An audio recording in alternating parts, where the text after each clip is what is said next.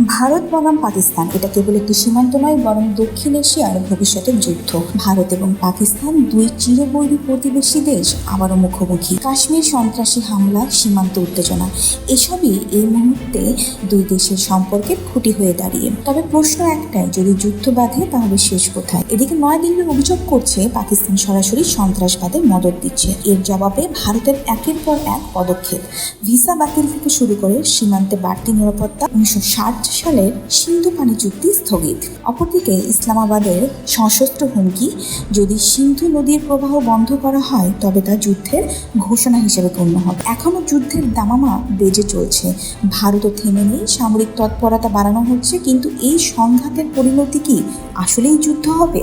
যদি হয় তাহলে কে জিতবে?